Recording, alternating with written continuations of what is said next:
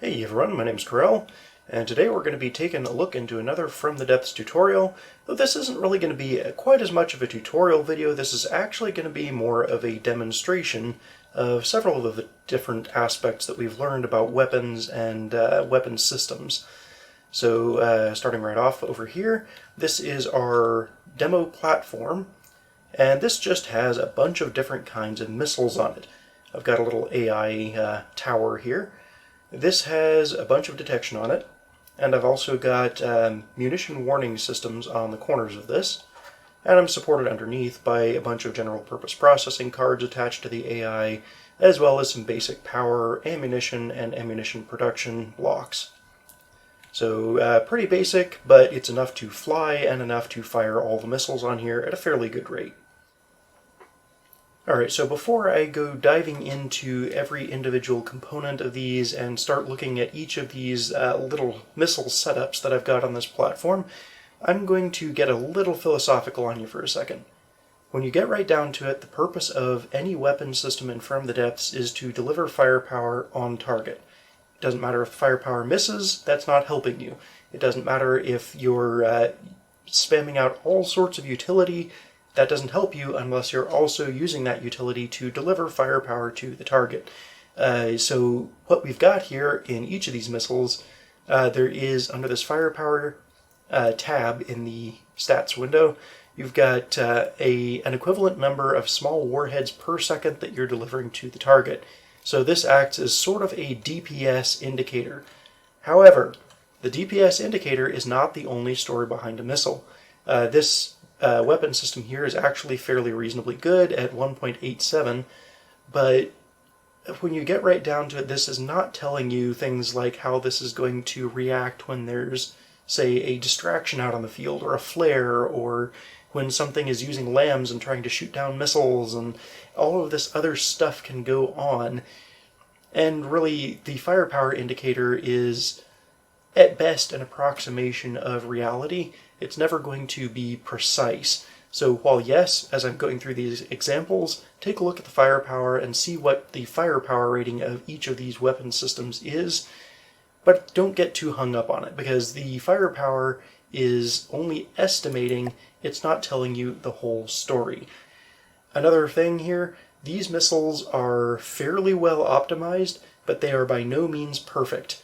They fill their roles well, they do interesting things, and I think you'll appreciate the things that I've done with them, but these are not the only setups. Don't try and use these as gospel, and don't be afraid to experiment to make your own designs. So the first missile I'd like to go over is this turret of, these are basic infrared missiles. These are fairly straightforward. There's really not a whole lot to say about them. If I look at the missile design, I've got a variable thruster, and that is tuned so that my thrust duration exactly matches my total missile lifetime. And in fact, I have a ramp time here of 1 second, so as we noticed in the previous tutorial, I can actually boost the thrust duration, or the thrust per second rather, to the point where I get 19.5 seconds of thrust duration, and these will now be able to thrust for the full extent of their lifetime. Other things of note about this, I've got 2 fins on it, because that's enough to get up to 48.8 degrees per second of turn rate at sea level. Generally, I like to have somewhere between 30 and 40 degrees per second minimum turn rate. It's just much less than that, and you're not going to be able to catch a good majority of targets. I've also got fuel tanks here, of course. I've got enough fuel to power the missile for its full lifetime. Not always a requirement, but for a basic missile, generally a good thing to tune for that. I've also got APN guidance on here. I always want, with almost every type of missile, I want some form of either APN or target prediction guidance. This is on a turret, so these missiles are launched fairly straight at the target. It's not on a 2-directional turret, so it's only going to get within a 90-degree arc of the target. But usually I'm not going to be firing this particular set of missiles too far off, because they are also infrared seekers. Now the infrared seeker, by its very definition, means that I'm going to only be able to search for a 60-degree cone, or search within a 60-degree cone for a target. So really, the APN guidance is a pretty good pick here. That's a general rule of thumb. If you're using infrared seekers, APN guidance is going to work fine for you. Now I'm also using explosive warheads, and there's a reason for that.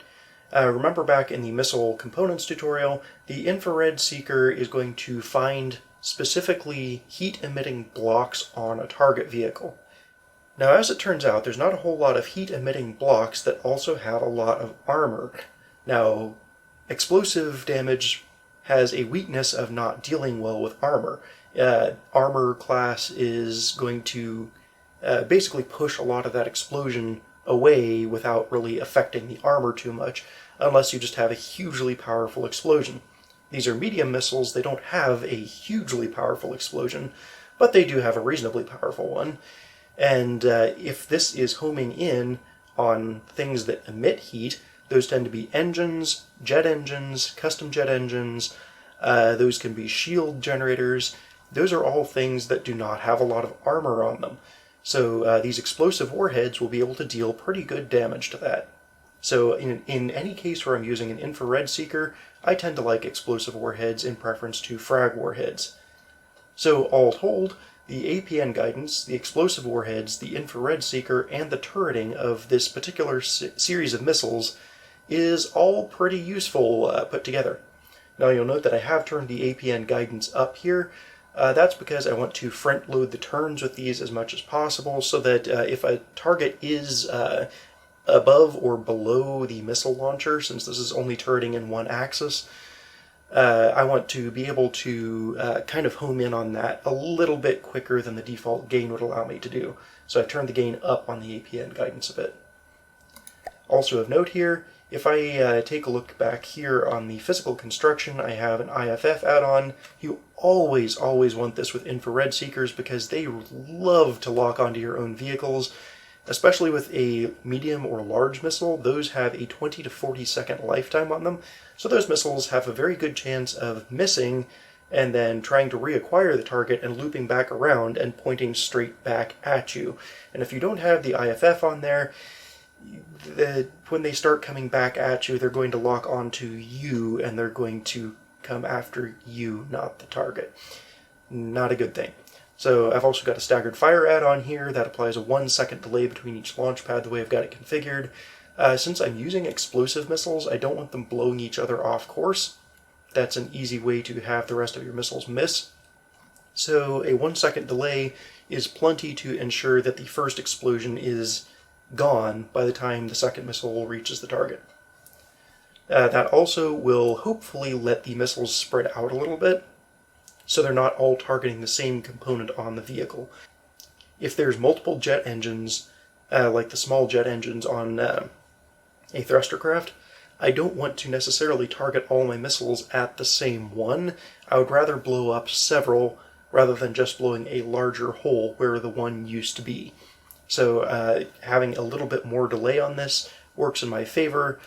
The only downside to this is that these missiles are not particularly durable, so any sort of anti-missile countermeasure that shoots down missiles is going to be very effective against these. Alright, so that's enough look at the missiles themselves. Oh, one last thing before I move on. On the missile controller itself, there's this Missile Systems tab. I always like to use full salvo. That ensures that the missiles are all loaded before I attempt to fire any of them. So if my vehicle starts running out of ammunition for any reason, I'm still going to wait for all the missiles to load, and then I'm going to fire off all of them at once. This is how you get through anti-missile laser systems.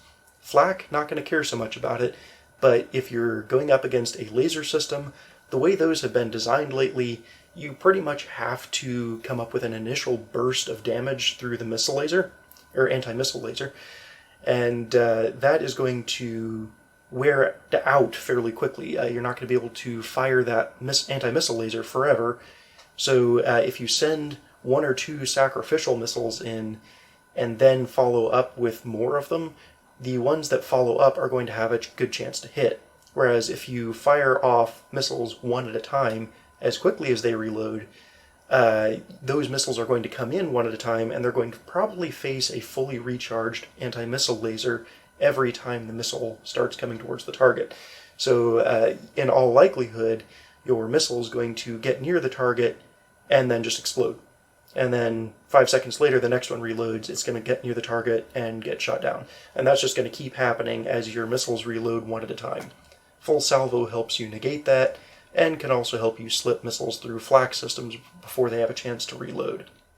Alright, so I've spawned in an Aurora over there, and that is just flying around happily. Now I'm going to take a shot at that with these missiles.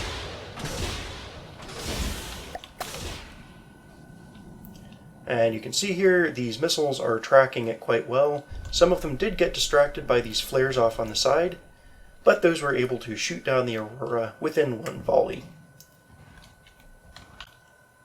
Alright, let's take a look at our next missile in line. This is a large radar-guided missile. This is a vertical launch system. You can see we've got some ejectors here to kick it up in the air. We've also got an IFF controller on here because you have to have these with radar. This platform that we're on has a huge radar return due to its use of metal armor and the number of large exposed components on here. So this is going to have just an absolutely enormous radar signature. If I do not have an IFF controller on there, this missile is immediately going to lock onto the launching platform, not the target. So that's important. And let's go ahead and take a look at the components here. First off, I have a variable thruster. This is set to a ramp time of 0. That's very intentional. This missile is going to have the thruster is going to have a start delay of 3 seconds. So this missile is not going to actually start accelerating until 3 seconds in. However, it's getting initial launch velocity. There is a very good reason for this. I've also had to turn the thrust per second down a little bit to account for the fact that there's not quite enough fuel on this missile in order to power it for its full duration. And you can see I've got 40 seconds of thrust duration here, I've got 40 seconds of lifetime, but I've got a start delay of 3 seconds. And you might be thinking, well, that's not real optimized, and you'd be right, but this turning thruster here is immediately active, or rather active after 1 second here, if I look at the activation delay. And that's going to start burning up fuel fairly quickly. In fact, it can use fuel much more quickly than this variable thruster can. So overall, this turning thruster is going to fire sooner, and it can use fuel faster than the variable thruster. So odds are I'm not actually going to have a full 37 seconds of thrust duration, because the turning thruster is going to be chewing that up before the variable thruster even engages. As far as armament on this missile, I have 2 fragmentation warheads at 60-degree cone angle each. That is, you could pick different types of warheads here. I went with the frag warheads because the numbers on them are absurd for large missiles. You have 26 fragments, each doing over 12,000 damage, and even at only 6 AP per fragment, that's going to be enough to start shooting straight through even fairly heavy armor. Even some stacked metal is probably going to get shredded by this stuff. Also got an active radar seeker here. I have turned the thrust before locking down to 0%, and I've set the guidance activation delay to 0. Basically, this missile is going to try and lock onto a target as quickly as possible, and it's going to turn the variable thruster down as far as it can until it's got a lock. That might not even matter due to the variable thruster having a 3-second start delay, but just in case the thruster starts firing before we have a lock, it might come in handy. There might be a vehicle that's a little harder to detect that we need a little more time for the active radar seeker head to pick up on. I've also got the standard warhead arming delay of 1 second there, and no ejection, elevation, or azimuth, and that's pretty normal. So what we're going to do here is just fire this missile off and see what it does. So you can see this launched vertically, turned to face its target after it reached a certain height, essentially, and then fired its thruster and went straight down into the target. That can be a very useful launch profile. If you're using a submarine, this is actually quite useful because you can launch a missile up out of the water without firing its thruster, without wasting fuel, without really doing anything. Wait until it's above water, and then turn it to face the target, and then fire its main jet. So you're not burning fuel, you're not wasting time, and that missile is going to acquire a target and lock onto it and turn to face it before it starts accelerating. If I was to spawn in another one of these Aurora jets and turn off its ability to fire, The vehicle in the water is actually quite large, so it's more likely to take radar aggro, but it looks like we do have a lock on that. And this is immediately going to lock onto that jet and chase it down. And that's the end of that. That jet is done. So yeah, you can see that will work even against aircraft that are flying and maneuvering, and overall this sort of system is pretty effective. Next up we have over here a set of gantries, and these are small missiles. You can see here with the small missiles, even though this gantry isn't very long, I've got a huge number of components here, and this is a pretty complex one, so we're going to just take a look through everything real quick. The variable thruster here, I've jacked the thrust per second on this all the way up, and even so, I've got 14.6 seconds of fuel and 10 seconds of lifetime. Technically, I could actually replace one of these fuel tanks with a reinforced body. In fact, I'm going to go ahead and do so and copy that to all matching launch pads, because this leaves us with 10.4 seconds of thrust on a 10-second lifetime missile. Now again, down here, we do have a turning thruster. This one's at the back because I do have explosive warheads on this missile, and I want this missile therefore I want the explosive warheads to go off as close to the target as possible. The turning thruster is set to fire immediately on launch. The variable thruster has a start delay of 2 seconds, and I've got some reinforced bodies here to boost the health of the missile. This has 1,365 health per missile, and each of these tubes fires 4 missiles. If I compare that to a regular medium missile, those are about a third of the health of this, a little better than a third of the health of this medium missile, and there are 4 of them per launch tube. So this is firing more total missile hit points than this setup over here. I also have more warheads here. I've got 3 frag warheads, 2 explosives, a target prediction guidance, so this is going to be able to lead targets a little better. And I've got 3 reinforced bodies over here to add a little bit of extra thump to these missiles, because they do accelerate and travel pretty fast. So I've got thump damage, I've got frag damage, and I've got explosive damage. The frag warheads here are tuned to 1-degree cones, so the frag damage is pretty low, but I'm going to be firing 9 fragments at 182 damage each, and they're going straight into the enemy vehicle, or the target vehicle, at exactly the angle that I want. So the explosive warhead will go off close to the front. Hopefully that will blow through light armor, and then I've got a bunch of frag particles that are basically being injected straight into the target vehicle. That's the intent anyway. That might not be what actually happens. Just to make sure, I've got some reinforced bodies here that will also add thump damage to the point of impact on the missile. So the intent here is that I explode things, I inject thump damage into the target so that I try and blow through armor, and then I start spitting particles through that hole that I've just created in the armor. Also got a laser designated receiver here, set to aim at our lasers only, and I have this hooked up to a missile controller over here with a laser emitter, also set to target lasers for this vehicle.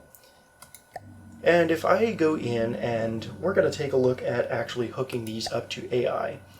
So let's grab a local weapon controller. We haven't really talked about these much in any tutorials yet, so this will be a quick introduction to them. As soon as I add that, you can see that I've got missiles being launched and targeted at this vehicle. So the laser is designating this target, and you can see it's designating a block underwater. I can actually change how that works if I want to using this aim point selection card, and I'll tell it to try and target blocks above the water if it can.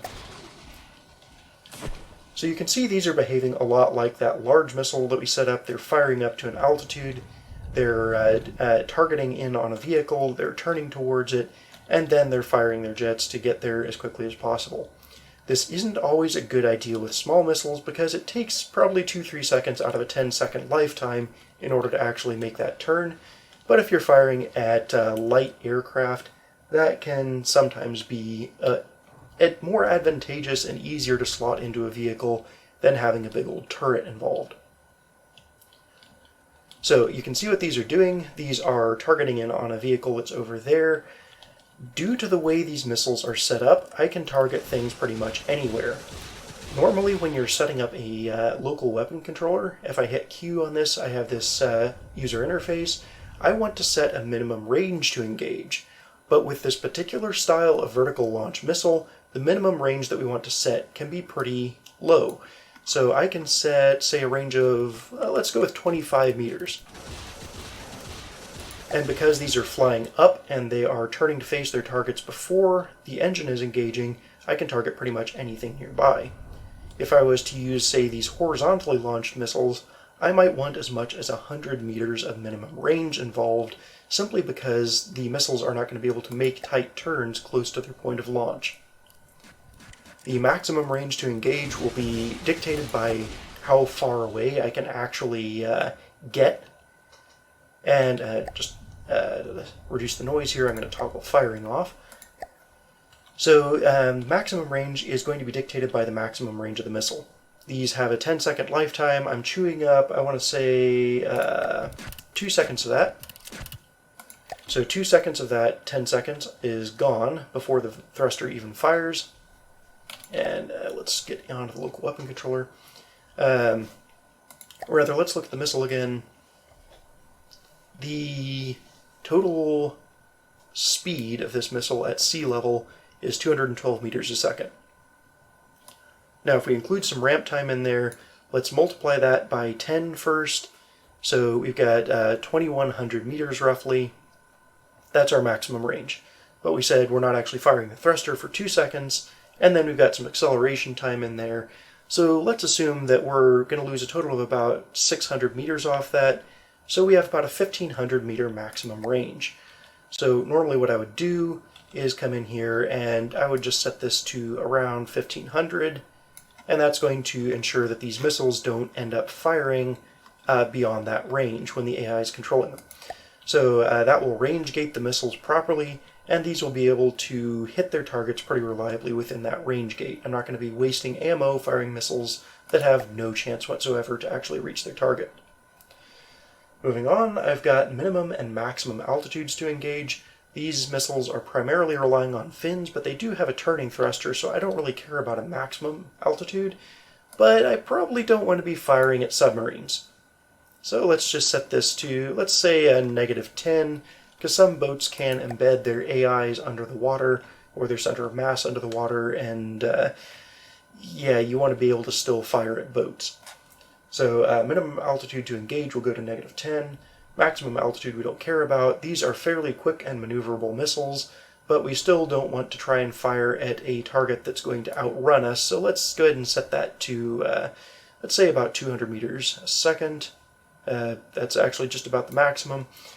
And minimum number of blocks to engage we don't really care about. We don't really care about maximum fire rate. That is handled by these missiles being in full salvo mode as usual. So that's pretty much how that's configured, and this is now fully set up. I can just pretty much turn this on, and it's going to fire at will at targets that fit the range gating, and yeah, these missiles are going to have a pretty easy time seeking out their target at any time the AI decides to actually fire them.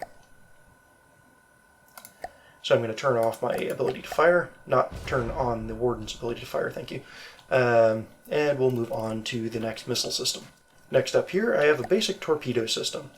Now, torpedoes are pretty straightforward. You can't go wrong having a ballast tank. You can't go wrong having a one-turn because torpedo center has a pretty tight cone. So unless you're turreting your torpedoes, you probably want the one-turn on there. Naval vehicles tend to not turn to ideally face their targets. And very often your best bet for torpedoes is not to fire them from the broadside of a ship unless you have them on a turret. So very often what you're going to want to do is have these on the nose or the back of a boat. And in those cases, a 60-degree cone is very often not going to get you to within targeting angle of an enemy vehicle. So having the one turn on there is good. And you can use the excess for HE or for whatever you want. As we noted in the last tutorial, torpedo propellers are very fuel efficient, so we really only needed the one fuel tank here in order to get 31.2 seconds of thrust at a reasonable thrust per second. So we don't really need more than one fuel tank in this particular missile's case, so I was able to use the free space generated by the one-turn and target prediction guidance components in order to install some extra high explosives. High explosives are particularly effective with torpedoes. There is a high explosive bonus for explosions that go off underwater. So a torpedo with ballast tanks is always going to approach from underneath for the most part, and this torpedo therefore is usually going to get that explosive bonus, so I like that explosive warhead pick here. We also have a torpedo sonar, really nothing special done with that. What is special is we have a little bit of ejection elevation here. Now these launchers are upright. It's based on the launcher orientation. If I was to pick that and then pick an ejector add-on, the bottom of the ejector is the flat side down there. So I can see that the orientation stayed the same when I picked a different block, and so we can see that this is oriented upright. So negative elevation here is going to eject these 25 degrees downwards along with the forwards momentum. So 90 or 25 90ths of the forwards ejection velocity is going to be transferred to downwards ejection velocity. That will get these torpedoes into the water quicker so they can start maneuvering quickly, and really the fins will work above and below water, so we don't have to worry about that too much. But generally speaking, you want your torpedoes to maneuver as much as possible at the start and as little as possible down the road. So this is a good way of getting it into the water where it's going to slow down and be able to quickly turn to its target. So if I just manually fire these here, again I'm in full salvo mode, you can see these hitting the water quickly, turning to face their targets, and homing in on the target nice and quick. And those aren't even all that slow, really. So that's a very effective torpedo system. It's going to be difficult to shoot down. Passive sonar will detect these torpedoes. There's no way around that. If I was to use even laser-guided missiles, passive sonar underwater will detect any incoming missiles. However, missile detectors, these munition warning systems up here, do not work underwater. So any vehicle that is underwater, you always want passive sonar on. That's just a hard and fast rule. If you have a vehicle that touches water, you want passive sonar detection on it. Anyway, moving on. That is it for our torpedoes, and next up we will start talking about interceptors. Missile interceptors are a particularly interesting topic because they're the subject of the use of anti-missile cannon controllers. Now, these are very interesting components. They're very unusual in a lot of ways. So they're basically like a local weapon controller, so they control weapons that are connected to them. In this case, I've got a 360 turret with a missile controller on it. If I attempt to use an anti-missile cannon controller without a turret, it's not going to work. I have to use an ACB if I try and put the cannon controller directly on a missile controller. However, with the turret involved, it will actually work and do what I want. That's a little awkward, a little unusual, but it will actually do more or less what I want it to. For the interceptor design itself, I have on the missile controller, I do not have this in full salvo mode because I do not want to fire. I've got a total of 12 small missiles here. I don't want to fire every single missile I have in this interceptor rack just because I see one incoming enemy missile. So instead, I've got that set on continuous, so the controller will be able to stop firing when it no longer sees a target to shoot down. As far as the missiles themselves, I've got variable thrusters here. These are set to a fairly normal thrust per second, but actually, in reality, normally I would want to turn this down. So you'll note that this takes me up to 41.7 seconds of thrust duration. So I'm burning and wasting all sorts of fuel here because this missile only lives for 10 seconds. Well, that's fine. I don't really care so much. That's in fact exactly what I want in a lot of cases. So just keep that in mind. I don't really care about wasting fuel on this missile because it's almost certainly going to explode before its lifetime ends up anyway. This turret is going to be aimed directly at an enemy missile before it's fired, so yeah, I don't really so much care about the excess thrust duration being lost. What I do care about is turn rate, and these interceptor missiles have an absurd turn rate. These have 80 degrees per second of turn rate. These are going to be able to turn into any incoming enemy missile very, very quickly, even if it starts maneuvering. There are very few other missiles out there that are going to match this, even if they have a turning thruster instead of just fins. We've got a fuel tank on here, we've got a missile interceptor, really nothing too special about those. I am going to turn the warhead arming delay down to 0 seconds, and the guidance activation delay down to 0 seconds. I really want this missile to be very fast, agile, and be able to respond to changing scenarios pretty much at the drop of a hat. So I'm copying this to all launch pads here, and now I'm going to spawn in a test drone to show off what these can do. Alright, so I've got a missile drone with radar-guided missiles here, and I'm just going to spawn this in out here. And this just has a set of 3 missiles on it. It's going to fire those, they're going to lock onto our vehicle, and those don't have any warheads on them, so they're not going to blow us up, regardless of what happens. And you can see those got shot down pretty quickly. They did get annoyingly close, in fact rather dangerously close, and if I wanted to be a little more aggressive about shooting those down, what I could do is come out here to the variable thrusters, and I could just boost their thrust per second a bit. But keep in mind that as I do this, I am lowering their turn rate, so I'm reducing their ability to lock onto and track enemy missiles. The regular thrust per second should be enough in this case, and we're just going to let that sit for a minute. And now you can see we are tracking in on those missiles, and we're able to shoot them down pretty quickly at a pretty safe distance. So yeah, that is doing its job quite nicely. And as that drone keeps firing, it is never going to land a missile on us, simply because every time it starts to get close, we are going to shoot all of those incoming missiles down quite easily. In fact, we've still got plenty of interceptors in the tubes. Now, the missile controller here and the turret, rather the missile controller specifically, has a required accuracy before firing of 45 degrees. That's letting the first missile go in an unexpected direction. So I'm just going to turn that down to, let's just put that at 5 degrees. That's plenty. So now, when the anti-missile cannon controller detects a missile, that first missile is going to be on target immediately. We don't have to wait for the turret to miss with the first missile, essentially. Next in line, we have decoy missiles. Now, decoy missiles are a way of distracting massive amounts of radar and infrared-guided missiles, and they can be extremely effective. The little drone up here does not have a signal processor on it, so its missiles are going to be very vulnerable to these decoys.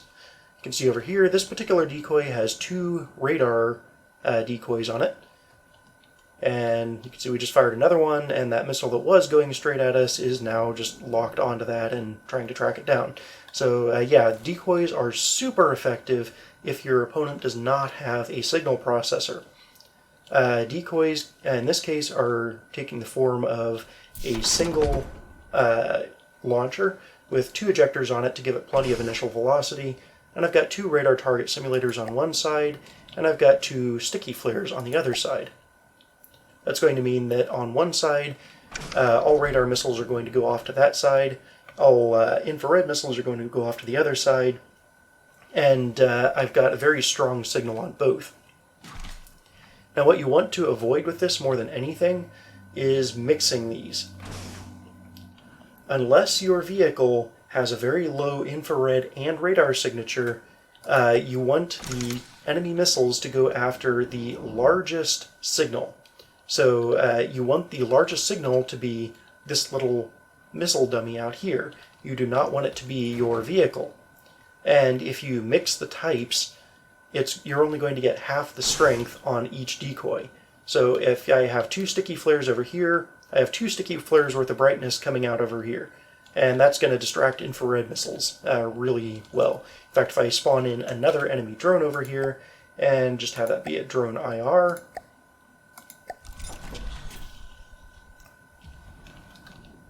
So this is going to fire off missiles that will try and seek out those flares, because those are infrared flares. They're emitting a lot of heat. So yeah, our radar missiles are going to go off in one direction, infrared missiles are going to go off in a different direction, and we've protected ourselves well against both. So this is one of my favorite flare launcher designs, and it has to be fired by an ACB. It doesn't matter if this is a turret or not. Well, rather, I wanted this spin block at 45-degree angles so as to be able to eject these up and out to get them plenty of distance away from the vehicle. But yeah, the ACB is going to launch things when it detects a missile within a certain range. Haven't really covered ACBs yet, but we will get into that later. So these missiles are one of my favorite decoy designs. It's pretty compact, it's small, it's fairly durable, other than the spin block itself, and it will distract the vast majority of incoming missiles that do not have signal processors, at least. Alright, the next launcher in line is this turret over here. These are small missiles, and I've got 5 of them here. You can see they're pretty well packed out with ejectors. Each of these has at least 2 ejectors on it. They have short-range thrusters. They have 2 fuel tanks. There's not any fins back here. Anywhere. There's no turning thrusters anywhere. These are packed to the gills with warheads and 1 magnet. So these are super powerful missiles for their size, but there's no guidance on them. So these are what I call dumbfire missiles, and they're actually quite useful. They're very powerful. As you can probably guess, they hit very hard, and they can actually do a ton of damage if they hit. That is the downside of these. They're not nearly as guaranteed to hit as a regular missile. They do have some guidance on them in the form of the magnet, but there's certainly nothing like a full-on guided missile or bomb or anything like that. So what we're going to do here is I've got an AI set up under here. I'm just going to set this to receive from our normal channel. And you can see the AI is just absolutely nailing this small target here. Now, because these are small missiles and this is a very heavily armored target, we're not going to do a ton of damage to this thing, which is why I actually picked it. We can actually show you kind of what's happening here. Normally you'd do this with a medium or large missile. So there's several things going on here. These missiles have ejectors on them. There's a launch speed of 250 meters per second. Now, getting that is actually quite difficult.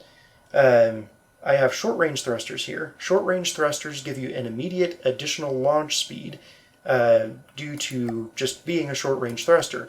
Those act essentially as an extra set of ejectors with a fixed initial velocity based on the size of the missile. So those are giving me some initial velocity. I've got 2 ejectors here. Those are giving me some initial velocity. And if I actually come over here and take a look at this launcher, these have 2 ejector add-ons, and they're getting 190 meters a second. They're using variable thrusters, so they don't have that initial velocity. Over here we have 250, so the short-range thrusters are giving us 60 meters a second of initial velocity. Okay, so all that aside, what's actually going on here, and what enables this thing to aim? Well, it actually turns out that the launch speed is what allows us to aim. If we keep the launch speed almost identical to the actual travel speed of the missile, here you can see our max speed at sea level is 285 meters a second, and our initial launch speed is 250. In fact, if anything, I'd want to bring this initial launch speed up a little ways. So you can see we've got really very close to the same speed. And that allows our AI to do a lot better of a job of aiming at even a maneuvering target. Even a moving target is going to be fair game for this thing. Now, obviously, you're not going to get a perfect hit rate, and you're not going to be even as accurate as a regular cannon with these, but the AI can aim them, and it can actually get a fair amount of work done, especially if you use a larger missile size that's actually appropriate for the target that you're hitting. Small missiles are not usually your go-to for hitting heavily armored targets. So yeah, you can actually do some pretty good work with this sort of missile, and because they're very fast, and you can put as many reinforced bodies on there as you like, really you can do some pretty good work with these things. And you can see this vehicle is moving back and forth a bit, not very quickly, it is fairly slow, but it is maneuvering a little bit, and we're still tagging it with nearly every missile from every volley. I would not try and use one of these to shoot down jets, but against naval vehicles, against land vehicles, anything where you're going to be fairly close to the target, this can actually be a fairly effective type of weapon, especially given how many warheads you can pack into one of these. Do note that the magnet that's on these actually enables you to get some form of homing on them. However, that's not going to be terribly effective until the short-range thruster has burned out, just due to the speed of the missile. So yeah, that magnet will help you out. It's not going to counteract the overall velocity of the missile, but it can give you just that little extra bit of nudge to hit the target. So I would definitely recommend using a magnet on every type of dumbfire missile that you create. These had EMP warheads on them. You can see that those have managed to make their way to the AI of this target. It is now AI dead, and we've killed a very heavy target with a tiny little missile rack of missiles that are singularly unsuited to hitting that type of target. The next launcher in line here is this odd-looking thing. This is firing 2 large missiles. You'll note that these are exceptionally short. They are composed of 2 components. Yeah, there's 2 pieces. That's not huge. So what exactly are these doing? There's no room for any sort of guidance on there. The only components on these are an explosive warhead and a magnet. The magnet is turned all the way down on start time and all the way up on range, and that's it. We've got an initial launch speed of 175 meters a second, and that's all there is to this missile. I do have an IFF on here. Technically, that's completely unnecessary for this launcher, as it would be for the dumbfire launcher.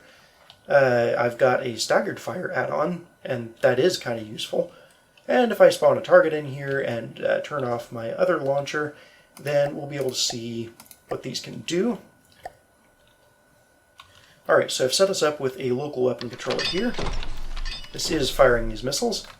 And you can see these are flying out, they're flying out, the magnets engage, and they get sucked straight into the target.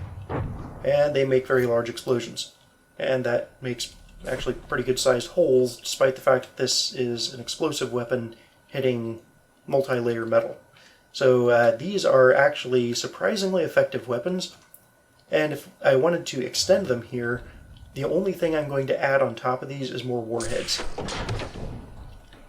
Like, if I go in and, if I was to try and make these more effective, what I would do here, once I get my mirror line on, I'm just going to go in, I'm going to add another component to these, I'm going to move the magnet up to the front because you always want your magnet on the nose of the missile.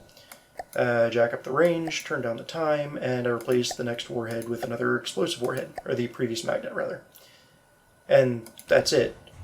I've just doubled the firepower of this missile by adding 1 block.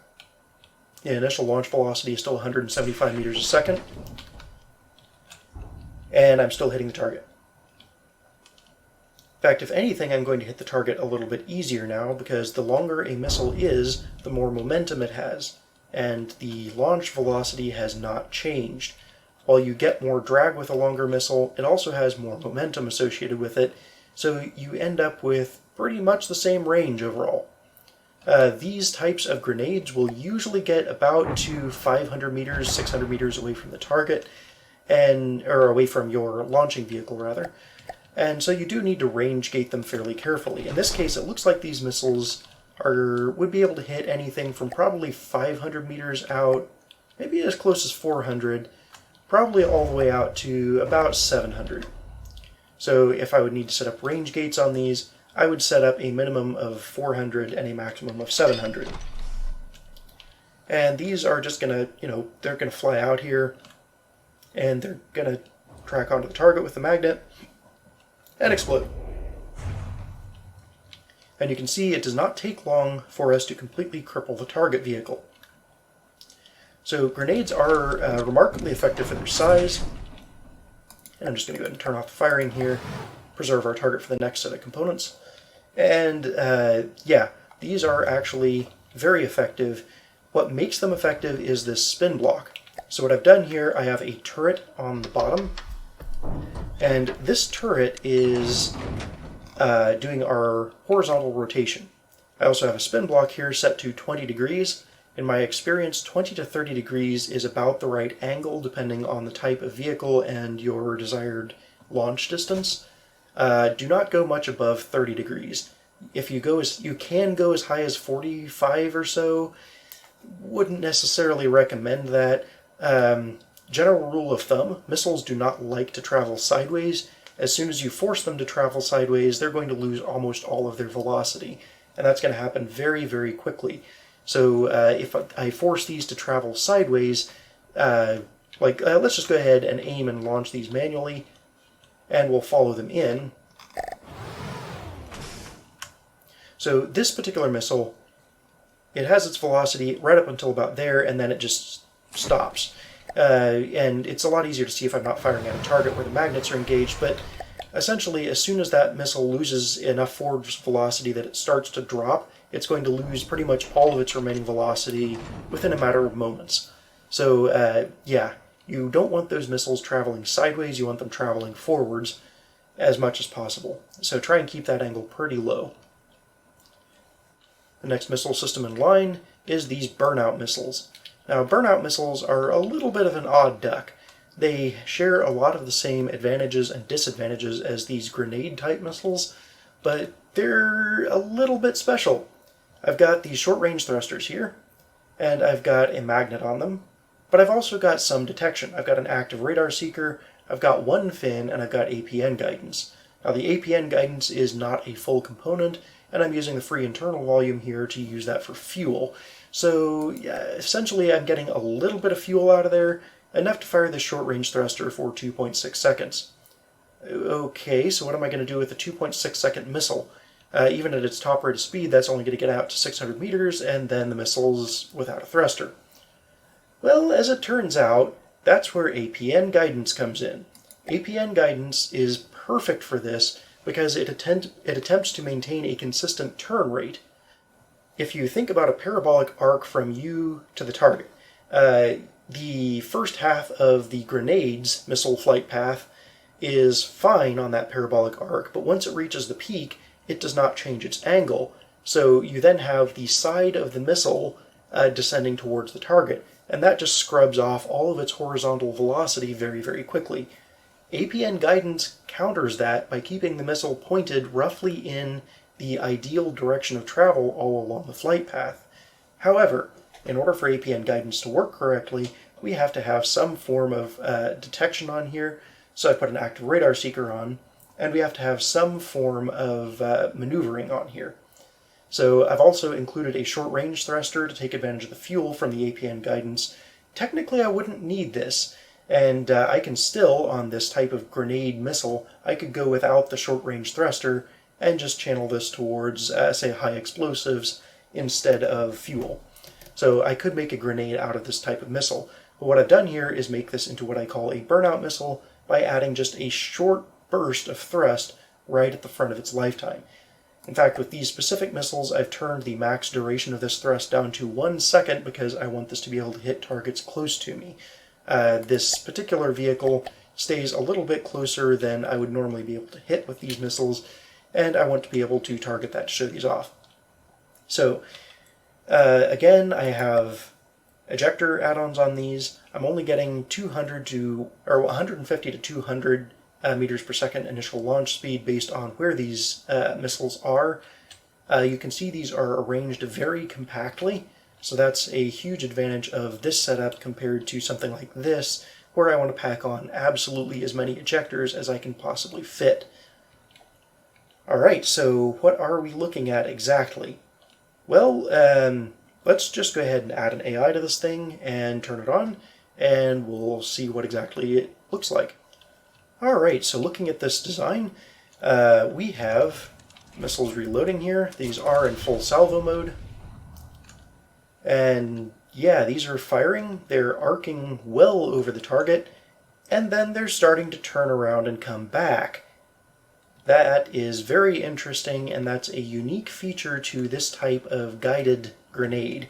So even though I've added an active radar seeker to that, I could technically use a laser designator on this as well and make that much harder to detect with passive detection. But yeah, these missiles are actually turning around once they get beyond the target, and they're coming back, and even though they've lost most of their velocity at this point, the magnets are enough to get them back to this target. So the burnout there is giving them a lot of initial altitude and velocity, and I'm still hitting as close as those other missiles were, while still being able to hit much, much further away. In fact, I would rate these missiles out to as long as 1,200 meters out, and in order to demonstrate that, I'm going to set up a target dummy out here for us to shoot at.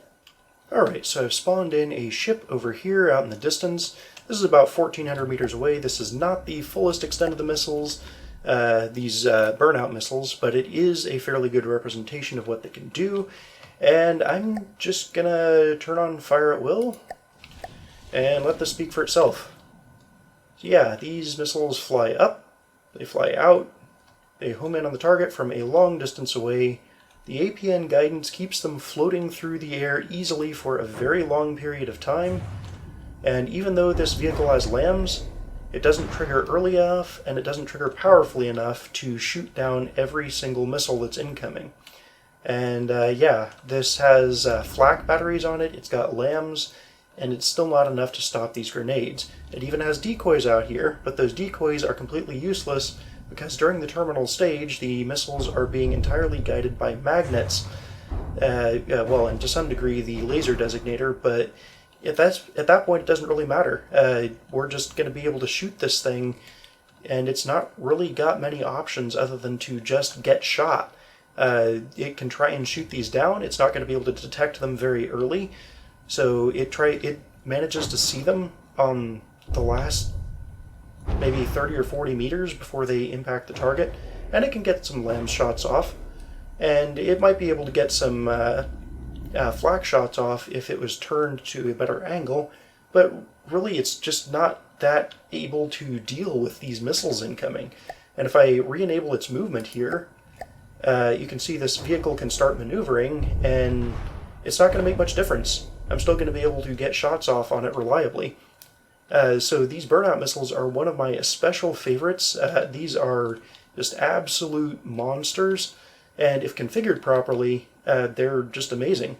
So what's making these tick specifically? I changed these to laser designated so that they aren't generating active radar signals, because the target vehicle that I spawned in has a passive radar receiver, and I didn't want the missiles just getting smacked out of the sky like gnats.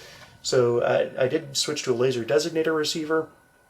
I have APN guidance, and I turned that down even further on the majority of these. I'm going to set this down to 0.5, and we're going to watch how that behaves compared to the other. This should make the turn even less pronounced. So now these missiles are firing in a very nice arc and approaching from more directly overhead, which makes them more likely to strip turrets and other critical things off the vehicle, and it actually further increases their range. And also this target, or this ship, is just plain getting closer to, which isn't helping the cause here. But in any case, these missiles are going to be able to track and destroy this ship at a variety of ranges far better than the grenade launchers can, and just overall they're going to do a great job of hunting down and destroying anything in the water that's not moving terribly quickly. These things can even hit jets. I've spawned in an Aurora here, and this is going to attempt to take it out. It's probably not going to have real great luck, and I haven't tuned the AI on it to not fire at too close of a range. So let's go ahead and do that here just to make sure. We don't want to fire within, I think we said 400 meters is probably our lower limit. So let's set up that minimum range there. And as soon as we reload, and this thing is not within 400 meters, we are now homing in on the target. And we are now hitting a flying vehicle with a grenade that at that point does not actually have a thruster on it. So yeah, these are much more flexible and much more powerful than a regular grenade at the expense of using a couple extra components. And if we watch this particular launch, I'm pretty sure we are going to just absolutely wreck this thing.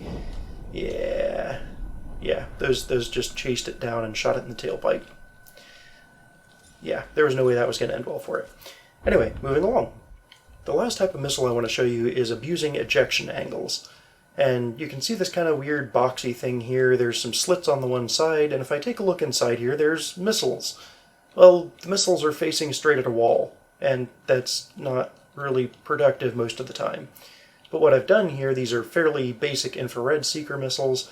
What I've done is set the ejection elevation to 90 degrees. And what this is doing is saying eject straight up. Now I've positioned the launch pads. Note, not the gantries. The gantries are irrelevant. The orientation of the launch pad is all that matters. And I've set the launch pad orientation such that the up direction on that is straight sideways out to this left side of the vehicle here. And so what I'm going to do is spawn in a naval target and turn to face it, and then I will demonstrate these. Alright, so these are a fixed launch platform, and they're fixed in a specific direction, and they are infrared, so they're not going to track absolutely everywhere. So these are a little bit more limited than some of the other missile formats that I've shown you, but I could get around that with clever missile design if I so chose. Really what I want these to do is to pop sideways out of here and then go straight at their target, though. So I'm just going to walk up to this here and fire away. Yeah, and you can see the missiles take off pretty easily. Alright, so I've spawned in a jet here. It's showing us its back, and we're oriented just about right. I'm just going to go ahead and fire off a volley of these missiles. You can see they fly out sideways, immediately ignite their thrusters, and home in on the target. And yeah, they're scoring some hits there. So while these didn't actually track their target very well, I suspect that's because this thing has some effective decoys or something along those lines on it. But yeah, effectively these missiles are firing out the side, then they're going to be able to track in on a target, home in on it, and shoot it down. Very useful for things that are going to be constantly pointing at the target, because this setup allows you to very heavily armor the missile launchers, and there's very, very little chance that enemy projectiles are going to somehow sneak into here and work their way in between the cracks. So you can even put shields over the front of these to bounce projectiles even more. And yeah, you've got a very effective system that's going to be very difficult to hit and very difficult to destroy. Even without using armor blocks like the hatches that we've got over here, those are fairly expensive. Of course, so is armor, but in this case, we don't have to keep an open slot out the front of the vehicle that's likely going to be pointed towards the target at all times. So this is very useful if you are trying to mount a missile rack on something and don't necessarily want to open up a hole straight into the front of your vehicle. This also allows you to eliminate drag for the most part, and really has quite a few advantages. Alright, so that's it for now. Hope you've enjoyed watching, hope you learned something, and I will see you all next time.